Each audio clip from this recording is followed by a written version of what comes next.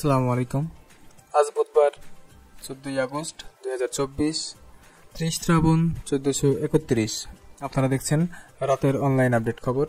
রাতের online update খবরে সর্বপ্রথম যে পত্রিকা রয়েছে প্রথম আলো। প্রথম আলোর প্রথম যে শিরোনাম করেছে আমরা দেখতে পাচ্ছি, হত্যা মামলায় আনিসুল হক ও সালমান এফ রহমানের 10 দিনের রিমান্ড মঞ্জুর। বৈষম্য বিরোধী ছাত্র আন্দোলনে পাল্টা অভ্যুত্থানের চেষ্টা হলেও প্রতিহত করা হবে। এদিকে আছে প্রধান উপদেষ্টা এসডি বিষয়ক মুখ্য সমন্বয়ক হলেন লামিয়া মোরশেদ। স্বাস্থ্য চুক্তিভিত্তিক নিয়োগের ছড়াছড়ি। 3 বছর পর মামলা থেকে অব্যাহতি পেলেন সাংবাদিক রোজিনা ইসলাম। আওয়ামী লীগ ও শেখ হাসিনার বিরুদ্ধে গণহত্যার অভিযোগ এনে ট্রাইব্যুনাল তদন্ত সংস্থার প্রতিবেদন। গ্রাউন্ড সুলতানের শামীম ওসমানের থাকার গুঞ্জন, তারপর তল্লাশি। এটা ছিল প্রথম আলোর সর্বশেষ অনলাইন আপডেট। এরপরে আমাদের সাথে আছে বাংলাদেশ প্রতিদিন। বাংলাদেশ প্রতিদিনে একই শিরোনাম করেছেন, 10 দিনের রিমান্ডে সালমান এফ রহমান ও আনিসুল হক। শেখ হাসিনা এদিকে পোশাক প্রস্তুতকারক দেশ পুনর্গঠন সহায়তা করার আহ্বান ডক্টর ইউনূসের। শেখ হাসিনাকে বিচারের কাঠগড়ায় দাঁড় করাতে হবে বলছেন মমিনুল হক। শ্রীমঙ্গলের রিসোর্টে শামীম ওসমান থাকার গুজব, ছাত্র জনতার ভিড়। এটা ছিল শেখ হাসিনার বিচার হতে পারে আন্তর্জাতিক অপরাধ ট্রাইব্যুনালে বলছেন আইন উপদেষ্টা। এটা ছিল বাংলাদেশ প্রতিদিনের সর্বশেষ আপডেট। এরপরে আছে দৈনিক ইত্তেফাক। দৈনিক ইত্তেফাকে এনআরবি চেয়ারম্যান সহ 10 সচিবের চুক্তি বাতিল, বাধ্যতামূলক অবসরে স্বরাষ্ট্র সচিব জাহাঙ্গীর আলম। এখানে একই দেখতে পাচ্ছি, 10 দিনের রিমান্ডে সালমান এফ রহমান ও আনিসুল হক। আন্তর্জাতিক অপরাধ ট্রাইব্যুনালে শেখ হাসিনার বিরুদ্ধে গণহত্যা মামলা। শেখ হাসিনা যেন ভারতে বসে বিবৃতি না দেয়, হাই কমিশনকে বাংলাদেশ।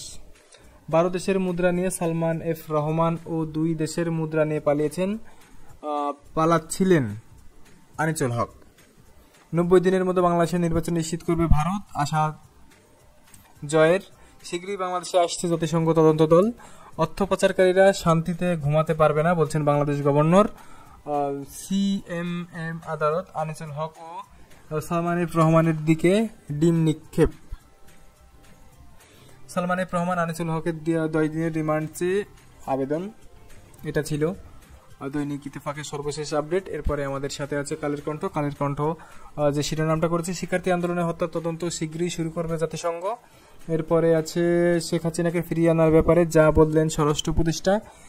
এবার স্পিকার ও ডেপুটি স্পিকার অপসারণের আলটিমেটাম। শনিবার থেকে বাড়তে পারে বৃষ্টি।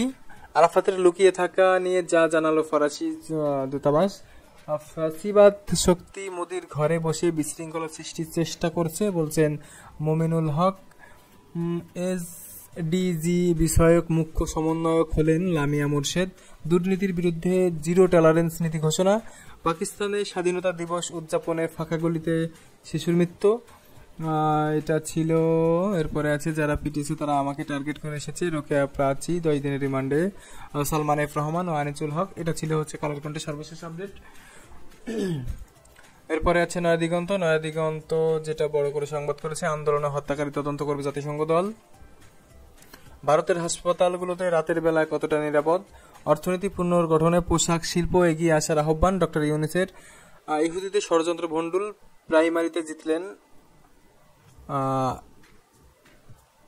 ইলহান। এনআরবি নতুন চেয়ারম্যান আব্দুর রহমান খান। 44তম বিসিএস স্থগিত, মৌখিক পরীক্ষা শুরু 1 সেপ্টেম্বর। যারা লুটরাজ চাঁদাবাজি করতে আসবে তাদেরকে কোনো ছাড় দিবেন না জামায়াতের আমির। 28 থেকে 42 বিসিএস এর 259 জনের নিয়োগ। স্বরাষ্ট্র সচিব জাহাঙ্গীর আলম বাধ্যতামূলক অবসরে। 10 সচিবের চুক্তিভিত্তিক নিয়োগ বাতিল। সালমান ও আনিসুলের উপর ডিম ও জুতা নিক্ষেপ। এদিকে আছে সালমান এফ রহমান ও আনিসুল হকের 10 দিনের রিমান্ড মঞ্জুর। আন্তর্জাতিক অপরাধ ট্রাইব্যুনালে শেখ হাসিনা 10 দিনের বিরুদ্ধে আন্তর্জাতিক অপরাধ ট্রাইব্যুনালে শেখ হাসিনা সহ 10 জনের বিরুদ্ধে অভিযোগ। বাংলাদেশ অভ্যন্তরীণ বিষয়ে হস্তক্ষেপ করবে না চীন, রাষ্ট্রদূত। ভারত থেকে হাসিনার এমন বক্তব্য স্বস্তির নয় বলছেন পররাষ্ট্র উপদেষ্টা। শ্রীমঙ্গলে শামীম ওসমানের অবস্থানের খবরের সত্যতা পাওয়া যায়নি। সেনা হেফাজতে কারা আছেন এবং তাদের ভবিষ্যৎ কি। এটা ছিল হচ্ছে নয়া দিগন্ত সর্বশেষ আপডেট। এরপরে আছে সমকাল। সমকালের যেটা প্রথম শিরোনাম রয়েছে, ছাত্র আন্দোলনে হত্যাকাণ্ড তদন্তে শীঘ্রই কাজ শুরু করবে জাতিসংঘ। পদচ্যুত হলেন থাই প্রধানমন্ত্রী। চট্টগ্রাম প্রেস ক্লাবে ফের দুর্বৃত্তদের হামলা, আহত 20 সাংবাদিক। সাবেক আইনমন্ত্রী আনিসুল হকের অ্যাকাউন্ট ফ্রিজ। 15 আগস্ট খোলা থাকবে ব্যাংক ও আর্থিক প্রতিষ্ঠান। সালমান এফ রহমানের আনিসুল হকের 10 দিনের রিমান্ড। শেখ হাসিনার বিরুদ্ধে আন্তর্জাতিক অপরাধ ট্রাইব্যুনাল হত্যা মামলা। এদিকে হাসিনা ভারত থেকে ষড়যন্ত্র করছে মির্জা ফখরুল। শেখ হাসিনাকে বিচারের কাঠগড়ায় দাঁড়াতে হবে বলছেন মমিনুল হক। বাধ্যতামূলক অবসর স্বরাষ্ট্র সচিব জাহাঙ্গীর আলম। 10 সচিবের চুক্তিভিত্তিক নিয়োগ বাতিল। বাংলাদেশের 90 দিনের নির্বাচন নিশ্চিত করবে ভারত, আশা জয়ের। এটা ছিল সমকালের সর্বশেষ। এরপরে আছে মানব জমিন। মানব জমিন যে বড় করে সংবাদটা করেছে, ভারত থেকে শেখ হাসিনার বিবৃতিতে দ্বিপক্ষীয় সম্পর্ক ক্ষতিগ্রস্ত হওয়ার আশঙ্কা পররাষ্ট্র উপদেষ্টার। শ্রীমঙ্গলে সুলতান শামীমের একই দেখা যাচ্ছে। আনিসুল হকের এটাও দেশের দ্বিতীয়বার ধ্বংসের চক্রান্ত করা হচ্ছে। ইসলামী আন্দোলন, আওয়ামী লীগের নৈরাজ্য সহ্য করা হবে না বলছে ইশরাক। হত্যা ও নির্যাতন জড়িতদের দ্রুত গ্রেফতারের দাবি হেফাজতের। 10 দিনের 10 সচিবের চুক্তিভিত্তিক নিয়োগ বাতিল। এরপরে সর্বশেষ যেটা আছে মানব জমিনের, সেটা হলো শেখ হাসিনার গোপন কারাগারে আয়নাঘরের বর্ণনা দিলেন গুম হওয়া ব্যারিস্টার।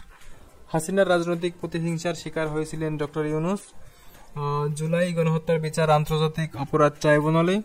মাত্র 6 দিনে 130 বিলিয়ন মার্কিন ডলার রেমিটেন্স প্রেরণ মালয়েশিয়া প্রবাসীদের। জিহাদ বলেছিল আর একদিনই আন্দোলনে যাব মা। আনিসুল হক গ্রেফতার, পলক ও তার স্ত্রীর ব্যাংক হিসাব জব্দ। জীবন বিপন্ন হতে পারে এমন অনেকেই সেনাবাহিনীর আশ্রয় দিয়েছেন সেনাপ্রধান। স্বরাষ্ট্র উপদেষ্টার দুঃখ প্রকাশ, বিজেপিকে বললেন সীমান্তে পিঠ দেখাবেন না।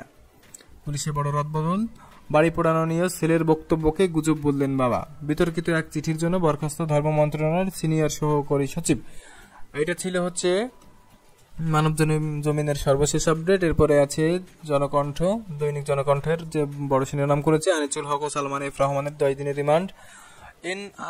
এনবিআর চেয়ারম্যান আবু হেনা সহ 10 সচিবের চুক্তিভিত্তিক নিয়োগ বাতিল।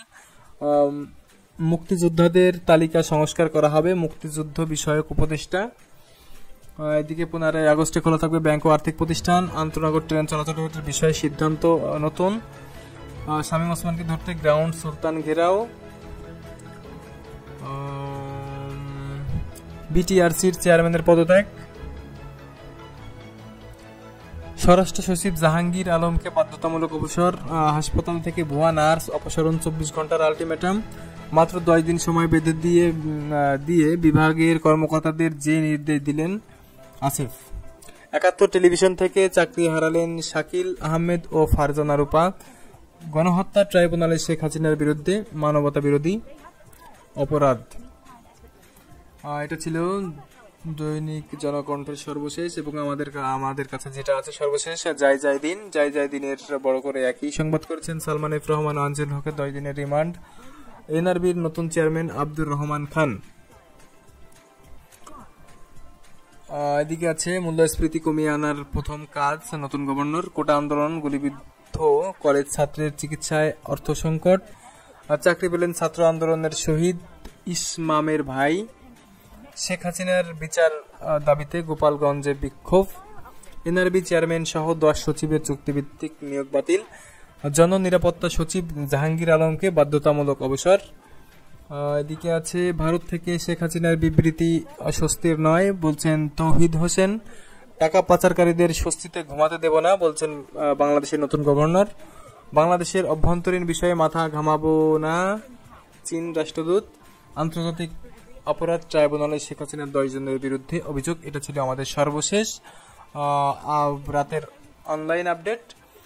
প্রতিনিয়ত অনলাইন আপডেট জানতে আমাদের সাথেই থাকুন, আমাদের চ্যানেলটিকে ফলো করুন। ধন্যবাদ। আসসালামু আলাইকুম।